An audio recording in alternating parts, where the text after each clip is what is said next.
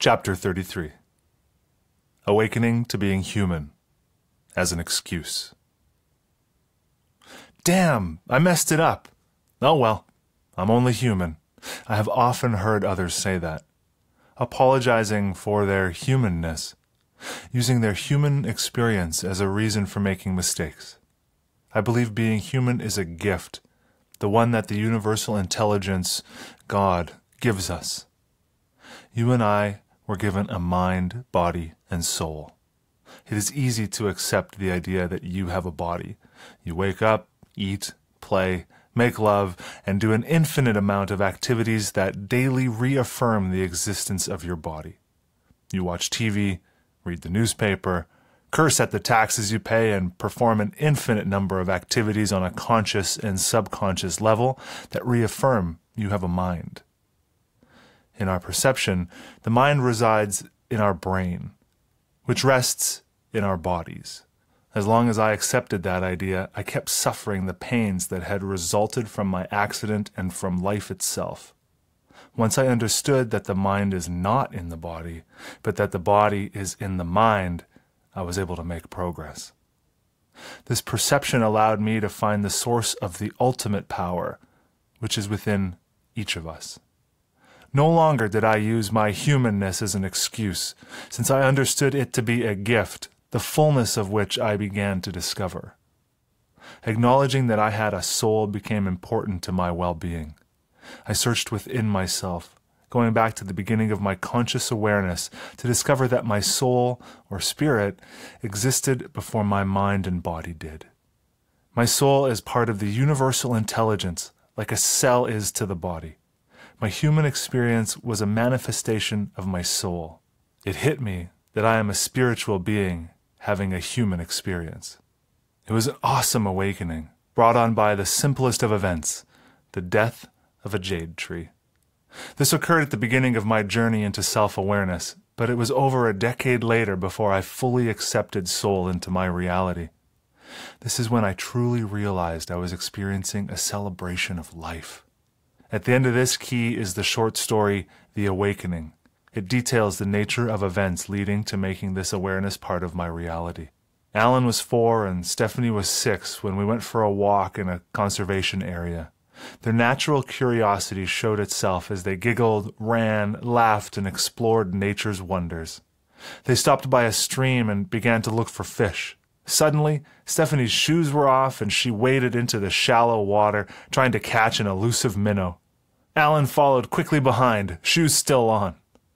I felt like a kid again and joined them by the riverbank. My children were teaching me a valuable lesson. Life is to be experienced. Intuitively, children reach out to the world around them in search of meaning. I discovered that it is more important to show them life than to tell them about it. Descartes, the great French philosopher, took a reductionist approach to life. He reasoned that knowledge was best gained by trying to reduce our existence to the most basic component. He was a forefather of the Western world's scientific reductionist model. This approach cuts out the distractions around you to produce an intense focusing. Colds and infections are caused by a virus or bacteria. The root cause of the problem is reduced to its smallest component. Today, the scientific world uses Descartes' thinking as the basis for our scientific approach to life.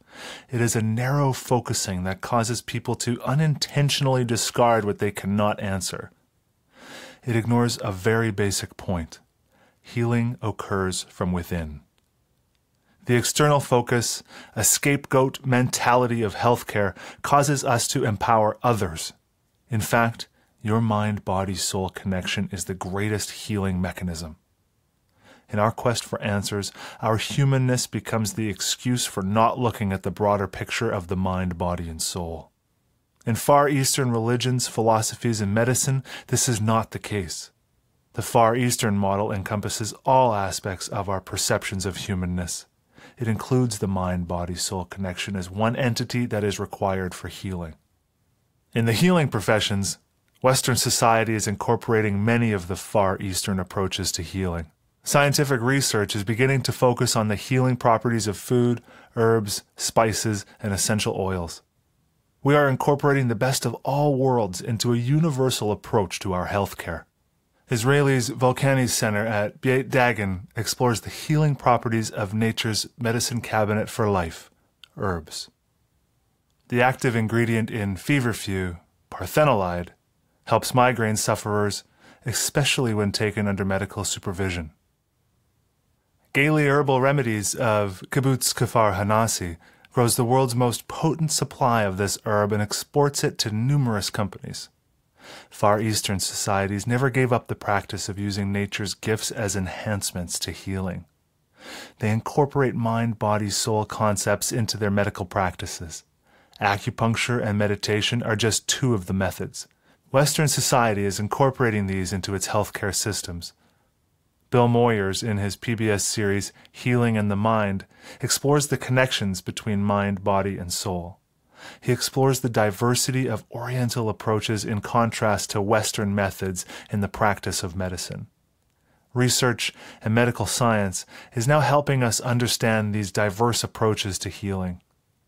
We are witnessing a renaissance that acknowledges the universal intelligence gift to humanity. In terms of you and me, this means the celebration of life we experience during our human portion of our spiritual journey is blossoming. Being human is not an excuse. It is the acknowledgement of our human adventure, a truly grand gift. Exercise. Write a note to yourself saying, "I enjoy my human experience." Place it by your bedside before you fall asleep. When you wake up, read the note. Close your eyes and savor the sensations your mind and body are experiencing. Slowly stretch your body. Feel one by one the sensations of your muscles awakening and coming to life. Inhale deeply, hold your breath, then exhale through your mouth and taste the air. Open your eyes and drink in the abundance of light and colors that greet them. Living in awe of the moment is what your human experience is about. It is a truly sensual adventure. Exercise. Take time and go for a walk. Smell the flowers. Touch the trees. Take your shoes off and run your toes through the earth. Enjoy your humanness today. Affirmations. Repeat these frequently to yourself throughout the day. I love my human experience. I accept my mind and body as part of my spiritual journey. I love life. The Jade Tree on awakening to your human experience.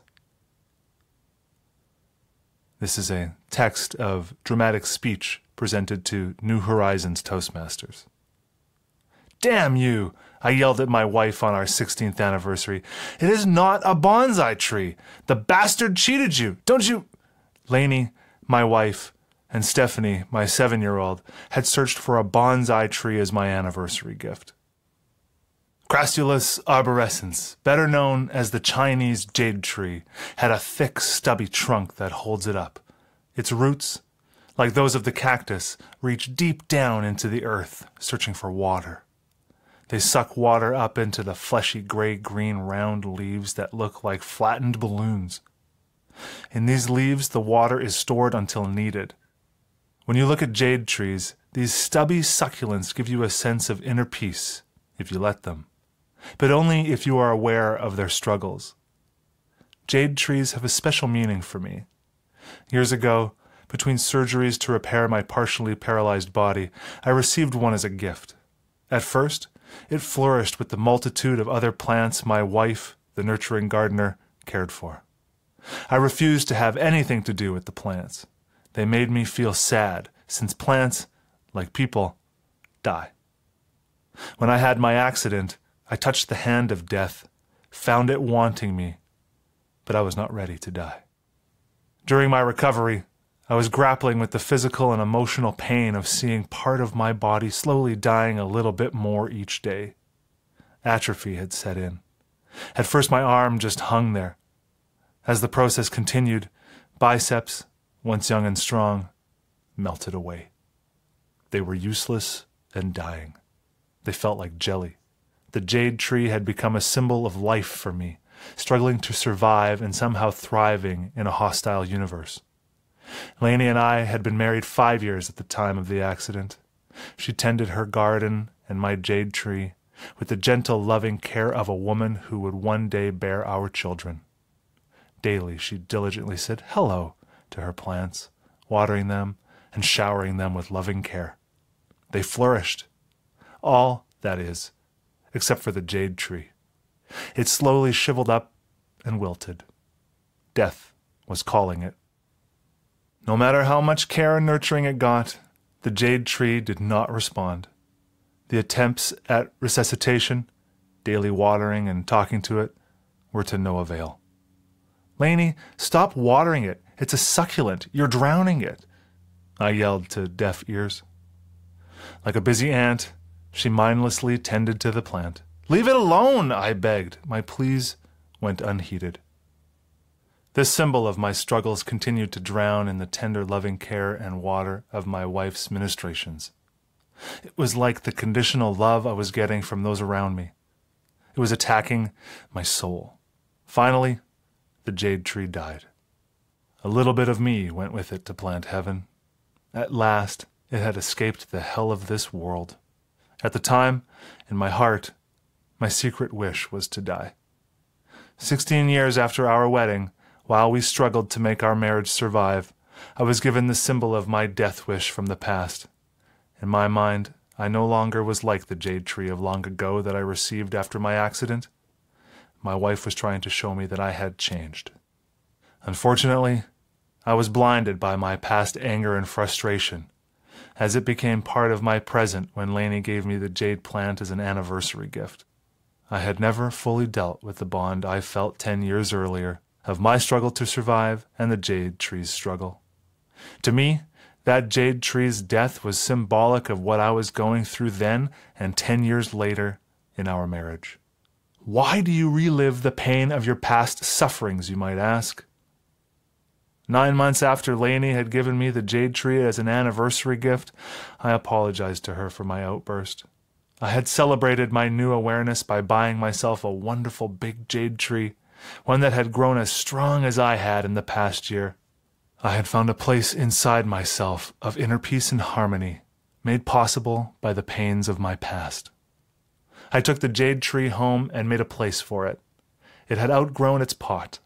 Lovingly, I mixed sand and soil. 1 part sand, 2 parts soil. Slowly, I filled the new pot. The texture of the earth and sand felt comforting between my fingers. Gently, I removed the jade plant from its old pot, unwrapping it as a mother undresses her baby. To remove the jade from its pot, I cut the black plastic, trying not to hurt even one root. Swiftly and firmly, I placed it in its new home, adding 1 handful at a time of the magic soil. I watched with satisfaction and completeness as the sandy soil sought out any gaps between the plant and pot. When this was done, I moved the jade tree into the kitchen so it could catch the morning sun. "No water until tomorrow," I said to it. "You need your rest." Tomorrow became today. I got the watering can, ran the tap water until it was just right, and filled the can. I drenched the jade from above like a desert flash storm does. It was then that I noticed an unusual white spot. I bent over, with the wonder of a child in my heart, and saw a tiny miracle. My new jade tree had given me a miniature white flower as a thank you. I sat down beside it and reminisced of times past and present. I thought of my long-dead jade tree. Much time passed before I awakened from my reverie. I looked at my watch and realized it was 9 months to the day since I had yelled at Lainey on our 16th anniversary. I got up and went to the jade tree anniversary gift. It sits on our fireplace mantel. 2 stickers attached to its pot command, "Do not touch, do not water." I reached out and removed them, at last, because I knew I had fully awakened to my human experience. Life's adversities are many. How you choose to deal with them is the measure of your completeness as a human being. The sooner you awaken to your mind-body-soul connection, the fuller your life will be. May today be the day you learn to live in the present, finally setting yourself free at last from your past. May today be the day you have your awakening. Postscript. Lainey and I are the proud parents of 2 wonderful children. We had grown apart and learned to accept this as we went our separate ways. Divorce became our healing relationship. The children are happy, healthy, and better for having known Lainey and me as a husband and wife. This too is a part of the human experience of our spiritual journey. Now we have peace at last. Chapter 34. Being Human, on becoming one with the universe. Being human means accepting that you are in crisis and pain. It means accepting that you have a mind, body, and soul. The latter is most difficult for many people to accept since they cannot see, hear, feel, taste, or touch their soul. The soul is your spiritual part, and your human experience is a learning experience for your spiritual being, a part of your spiritual journey. You can become totally fulfilled by accepting the existence of your soul without the need for proof. You have everything to gain by accepting this and nothing to lose. Probably no human power could relieve your crisis and pain as well as your soul and God can. Seeking them is part of accepting them. One night as I walked, I looked to the heavens and saw a shooting star. I realized that shooting stars are like spirits. They are energy that burns brightly for a moment and then fades. My human experience was a part of this awesome display of the universal intelligence's wisdom. I live in an age of miracles, when the frontiers of Western medicine push back death's door. Death is a part of the miracle of life. It is an overpowering part of my human experience that helps me fulfill my soul's need to know of and accept God into my life. Shortly after the walk, I experienced the depth of the fullness of the universe during a visit to my cousin Linda as she lay in a hospital dying. It was then that I wrote my epitaph and disguised it as hers, since I feared the recriminations of those around me. Being human means accepting the fullness of your life. I now share with you this story. Linda's song, Goodbye, the epitaph. My name is Ken. I am compelled to first explain to you why I'm sharing this story with you, how it came to pass, and its unique style. Please excuse this feeble attempt at trying to recreate my last visit with my cousin Linda at age 47 as she lay dying on her hospital bed. Her struggle to survive cancer and the impoverished medical attempts at intervention prolonged her struggle. It was the egotistical conceit of those who stopped Mother Nature from reclaiming her child Linda that led to this disjointed final meeting. I use a unique combination of poetry and prose to reflect her life's ebb and flow. The sharing used her thoughts, emotions, and speech. One moment, the feelings poetically caressed my soul. The next, like a car in a skid, her speech changed direction. This is Linda's life story, the essence of her life, smooth, flowing, and joyous at times, intermingled with moments of great emotional pain. It is a truly humbling and onerous task that is set before me, one of which I feel inadequate about even attempting to fulfill, yet I am compelled to do so. I must share her last thoughts with you. This story summarizes what Linda and I shared during my last visit with her, during this portion of her human experience. Her human experience is a part of her spiritual journey. It is a combination of poetry and prose, reflective of her life's ebb and flow. This is the happiest moment of my existence. May it not be one of the saddest moments in your life. At last, I get the chance to finish my finest work. The conclusion is simple. You will see as you search inside yourself. I hope I touched your mind and found your heart wanting. My pen and paper, words so weak, caressed your soul on deep. Happily, wistfully, I do say, no longer do I play in the garden of humanity for all to see. At last I am one with the universe. This is my final tomb. Please take a moment and reflect. The story I have won. So here it is. At last you see my greatest work on high. When next you meet me, may there be a twinkle in your eye. Live loving, love living, fear death not.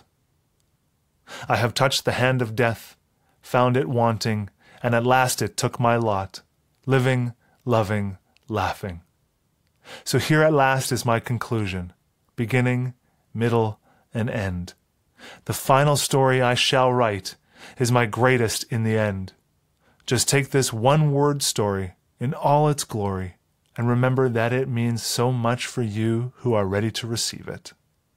My final gift is but this word and all it encompasses. May it endure the past, present, and future as I shall. Now for the single-word story revealed in all its glory. 1. Finally, I can rest. My work is done. Exercise. Seek inner peace and tranquility as you savor the moments of your life. Be kind and caring to those around you and do a living will, which explains what you want to happen in case you are incapacitated. Make a will for when you die.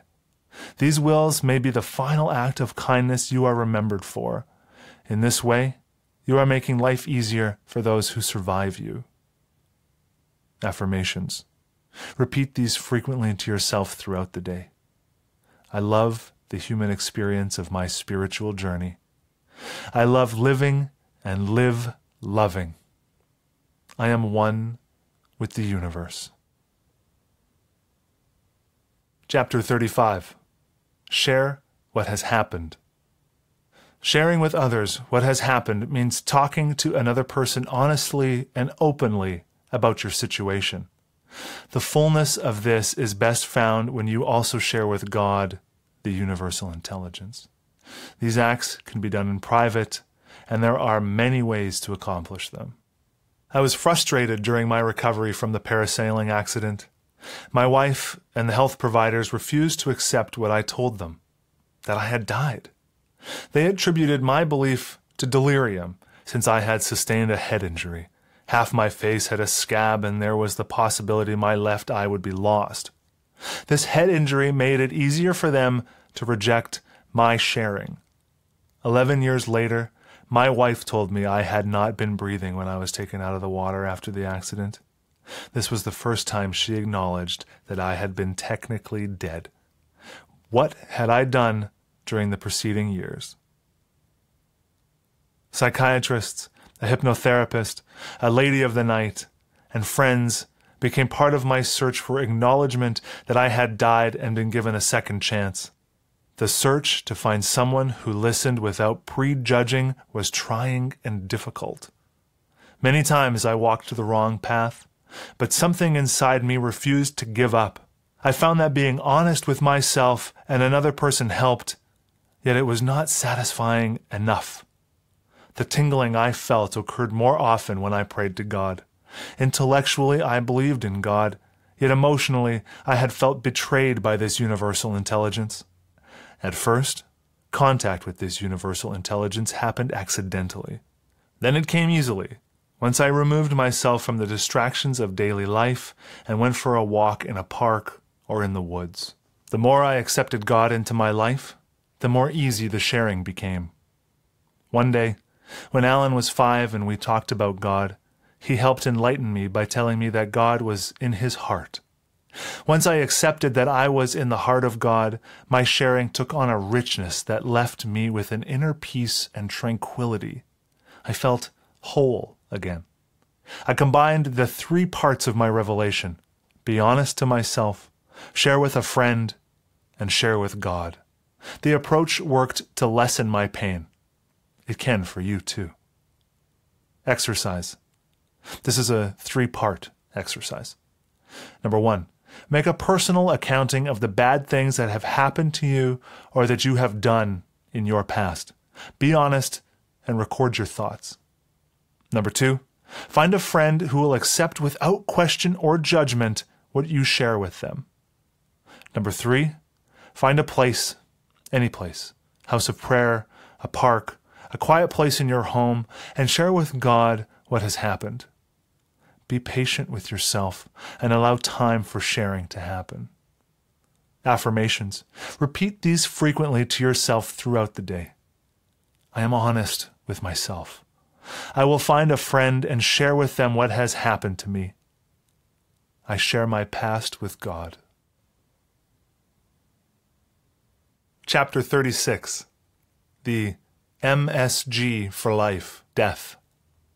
After I died, I felt my life was on hold. For 9 years, I struggled with my physical and emotional pain. At times, death was an alternative I welcomed. It was an escape from the daily horrors I faced inside myself. It was my final salvation, an option I could not share with others since I feared they would lock me up and throw away the key. Knowing I had an escape route, suicide, made my life tolerable. To the outside world, I was okay. The turmoil was my little secret. Once I managed to deal with my pain to my satisfaction, I no longer looked at death as a solution. I looked at death as the MSG flavor enhancer for my life. Death indirectly motivated me to keep on going. I shared the idea with others that death, since it is the final portion of our human experience, was my motivation. Knowing my physical life would come to an end gave me a sense of urgency. This meant my goals were important to me. I had to deal with my pain or die. I did not want to die in mind, body, or soul. From age 16, I started seeing people close to me die. My grandfather, a 25-year-old friend, a 21-year-old friend, my grandmother, my dad. The list kept getting longer. I was in my mid-20s when I concluded that death is the end of the human part of my existence. But it was with my own near-death experience that made me realize death is not the end, just a stepping stone to the next part of your growth. I was awakened to my spiritual side, my soul. My fascination with death led me to speak with older people about dying and death. As they neared death, its closeness kindled something inside them. It amazed me how many people in the later stages of life started consciously searching for their spiritual side. I asked myself, why wait to discover your soul? I only discovered the answer once I had had my near-death experience. Death was the time clock I would punch at the end of my days on earth. At age 5, my daughter bought her first goldfish. It only lived a few weeks before it died. She went into mourning and performed a burial ceremony for the fish. She discovered that something she took for granted, life, was a fragile and precious thing. Repeatedly, she bought goldfish. Repeatedly, they died. It was a process of desensitization that allowed her to accept death as a normal part of living. The desensitization ended when my 47-year-old cousin Linda died from cancer. This was a person my daughter knew and liked. By the time Linda died, Alan was 5 years old and had shared Stephanie's goldfish experiences. His fascination with death manifested itself in wanting to see my father's grave when we had went on vacation to visit his grandparents in Montreal. It was the middle of winter when he and I went to the cemetery.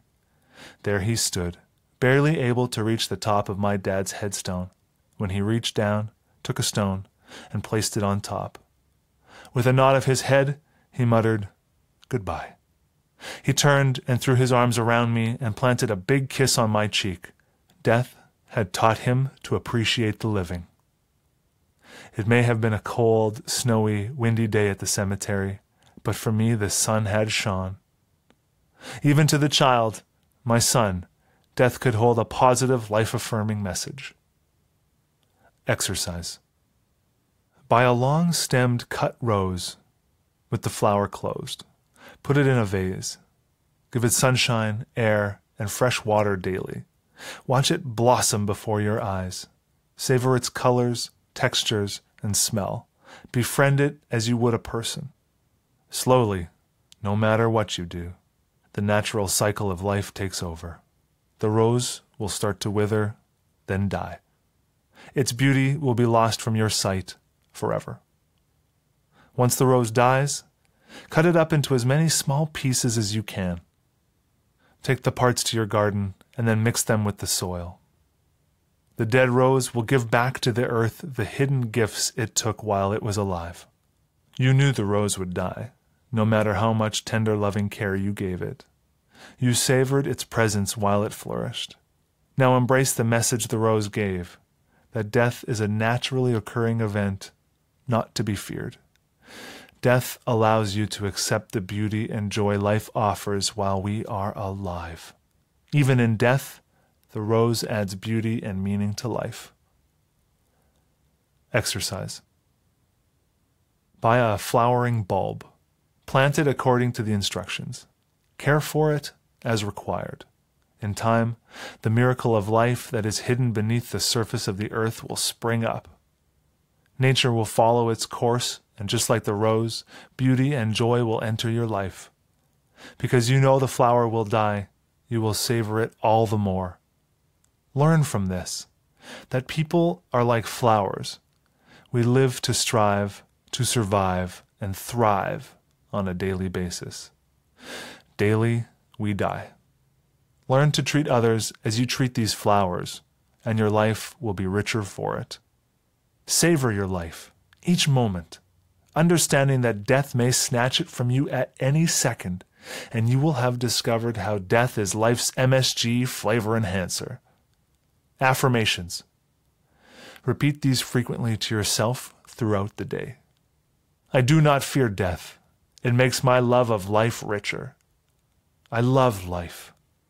My life is a celebration I treasure. Chapter 37.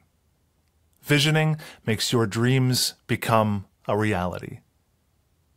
Visioning is being able to create a mental image of what you want to become or to happen. In this context, it refers to what you want to make of yourself. It is a state of conscious awareness in which you begin making your ideas into reality.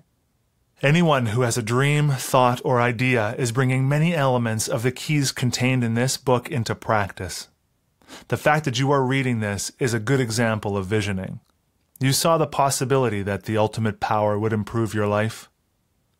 You had a vision and went about creating a new awareness and future for yourself. Congratulations on being a visionary. When my daughter, Stephanie, was 7 years old, she had trouble falling asleep. We started walking outside late at night. It was my vision of a healthy and happy child that enabled me to do this. Gradually, she started to fall asleep more easily. One night she looked to the stars and said, "Star bright, starlight, first star I see tonight. I wish I were, I wish I might, have my wish come true tonight." It is a beautiful way to do visioning. I believe that one star and one wish at night are not enough. I reworded it to say, "Stars bright, stars light, all the stars I see tonight. Wishes are, wishes might, come true each and every night." At first, Stephanie resisted the idea. Then her brother Alan and I started saying it together, and her resistance melted. Maybe my vision of a better world enables me to share my visions with you and my children. I believe fate is what you make of it, and visions are one key to helping you fulfill yourself. When I started creating my vision of a better world, I saw myself as a professional speaker and writer. I made a vision list and mission statements for the various projects I wanted to undertake. Here is a partial list of my visions. May you help me make them a reality. Do 10 major inspiring motivational keynote addresses a year to major healthcare associations, companies, and groups. Address the Anthroposophical Mind, Body, Soul Medical Practitioners Convention in Switzerland when the doctors next gather in the year 2000. Become a better person each day of my life. Write or co-write 12 inspiring self-help books using personal experiences as the underlying foundation of logic for each of them. The second book in the series, The Ultimate Lovemaking Guide, Lessons from the Deaths of Relationships, How to Unlock Your Mind, Body, Soul Potential at Play and in Bed, will be published Valentine's Day, 1997. The third book, The Ultimate Power Continues, More Lessons from a Near-Death Experience, How to Unlock Your Mind, Body, Soul Potential, is scheduled for release in 1997. My first book of inspirational humor for a new age, called Down Home Wisdom from a City Slicker, is scheduled for release soon. I will tour the United States and Canada in 1995 and 1996, promoting my mission in life. In 1997, I will begin touring Europe, Australia, and whatever countries my book will be sold in. My children will join me. In 1998 or 1999, I will take my children with me to tour the Middle East. The purpose will be to create a peace garden, symbolic of the Garden of Roses in Washington, D.C., where the peace accord was signed. You can make this a reality. Write your president or prime minister and the Secretary General of the United Nations telling them you support the idea of a Middle East peace garden.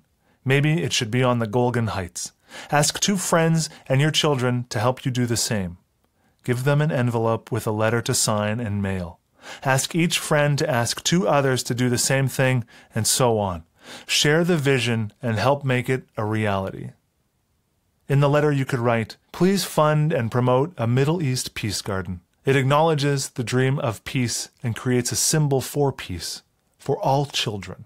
I wanted it to start by 1998 and run by the United Nations and all the countries in the Middle East. Thank you. As you can see, my calendar of visions is filling up quickly. Write 12 inspiring children's stories. I have included one, the yo-yo, yo-yo, yo-yo, Kid Cal keeps on bouncing back, about persistence. It is included in this book you're listening to. It is my gift to you and the children. Produce 12 audio-video informational works in the formats such as tapes, CDs, digital audio tapes, interactive computer programs. I am working on one called The Gift of Laughter. One side is my children laughing, and the other side contains affirmations for daily life and laughter exercises. It will be ready by fall of 1996. Laughter is a wonderful medicine that heals the mind, body, soul. Be invited to address the United Nations at the end of this millennium as we begin the next one. I will do a short yet inspiring speech on peace and love. I wrote and received a letter back from the head translator at the UN, giving me some of the words I shall say in 40 languages of the world. To coincide with my speech, I hope to arrange 1 minute of silent prayer for peace around the world. When not a gun is shot, no person maimed, no child is harmed. You and I can do it for 1 minute. When it is done, how hard will it be for us to string the minutes into hours, days, years? It is time we showed the children a better world which is more than just a dream. In my 53rd year of life, I will give myself a birthday present vacation and walk around the world, sharing my message of peace and love with one and all. Why? My father and grandfather died when they were 52. Each day of life beyond December 18th of my 53rd year of life is an extra special gift to me and those around me. This will be my way of giving back just a little bit more to the world than I have received from it. I started consistently exercising a year and a half ago. I walk or exercise for about an hour each day. Every 3 months, I need new jogging shoes. I estimate I did 1,400 miles so far. It is a good start. It may take me longer than a year. That's okay. I will be ready. You are welcome to join me on my walk in mind, body, and soul. Together we can make a difference. We must show the children a better and peaceful world can be a reality. When I created the Love Living and Live Loving series and Key Point guest speakers, I created vision statements for each of them. This one I share with you. The Love Living and Live Loving series statement. The mission. Share my mission of a better world universe by using all available options. Dear friends, the Love Living and Live Loving series is dedicated to making our world a better place in which to live. Through sharing these magically mystical messages of the mind-body-soul connection, enlightenment for one and all is possible and probable. Whether you read this book or any one of the other 11 in the series over the coming years, you will feel a greater sense of well-being and purpose. Your world will be forever richer for this. It is the intention of the principal author, Ken Vegotsky, to directly share the abundance of this world, this universe, with other writers and artists. I am dedicated and willing to share their message of inner peace and harmony using this gently enlightened fashion. Each of the 11 writers may not even be consciously aware of the fact that they will be, or are, fulfilling their own deeply rooted mission in life, their purpose for being. I know who each of them is, and at the appropriate time, the message and mission shall be shared with them. They will join me in making this a better world. Willingly, they will come. Willingly, they will share freely of themselves and their human experiences for the benefit of one and all. They are but servants of a greater presence that some call God, Muhammad, Vishnu, Buddha, or Christ, and all those faiths that came before, during, or after we shall have passed. It will occur to the writers and artists that they truly are spiritual beings having their human experience as part of their spiritual existence. Ultimately, all will be compelled to receive them into their homes in body, mind, and soul. It is then that the fear of others will be lifted, so that the mistiness that fogs their minds is also lifted. This series is not a threat to others' stations in life, but an enhancement of their desires for love, peace, and brotherhood. Neither this series nor its authors will desire or need to create another group, institution, or religion based on their teachings. They will give freely of themselves and receive great profits in return, so that they may continue to give freely of themselves and make this world a better place to be. It is for the benefit of the children that this must be done, and so shall it come to pass. As humanity heads towards the light, on this plane of our existence, the struggles and perceptions of others may cause them to attempt an attack upon the principles shared in these writings. See that for what it is, their fear of enlightenment and inner need to control that which they see as a threat to their power. Answer the doubter's fear with love and gentle kindness. This is the message of our universal intelligence. It binds all of us with the universe in harmony. Answer their fear with clarity, so that they shall not fear any more. Answer their fear with love, so that they may know the richness and fullness of our commonality. So it is written, and so shall it be. Love, Ken Vegotsky, August 20th, 1994. You're a perpetual student for life and teacher for a new millennium. P.S. Visions are the seeds for your dreams. Your dreams are a stepping stone to a better today and tomorrow. It is not enough to tell the children we have a sacred mission. You and I must show them a better way to live. Only then can humanity arrive at its spiritual destination, together as one. Exercise. Tonight, take a moment by yourself under the starlit sky. Close your eyes and open your mind, body, and soul to finding visions for yourself. Use the stars bright, stars light story above to give you focus. Share your visions with the stars, for they are the tears of joy of our universal intelligence.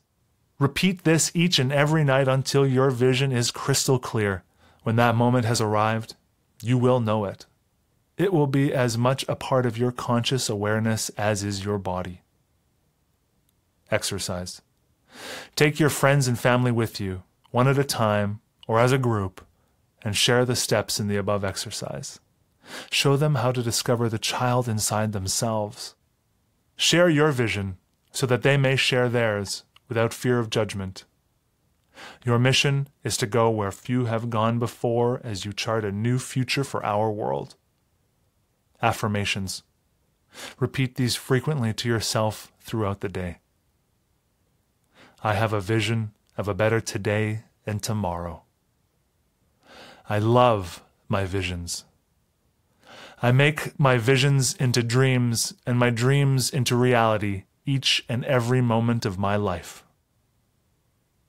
The mind, body, soul connection. Dear reader, this final key to unlocking your mind, body, soul potential is a simple exercise. Now you accept your human experience as part of your spiritual journey. You realize there is a mind, body, soul connection. It is time to complete your mission in life. Go forth and unconditionally share with others what you have learned. Thank you for sharing this part of my journey with me. I leave you with this thought. The journey of 1,000 miles begins with the first step. I beg to differ with our interpretation of Confucius. I believe the journey began long before you and I started our human experience. It is a spiritual journey toward the light of our universal intelligence. Be embraced by its love. Until we next meet, love, Ken Vegotsky. We hope you have enjoyed this unabridged production of The Ultimate Power, How to Unlock Your Mind, Body, Soul Potential by Ken Vegotsky. Read and edited by Derek Mihalicz. This program was produced by Alan Vegotsky. Text copyright 1995 by Ken Vegotsky. Production copyright 2017. All rights reserved. Thank you for listening.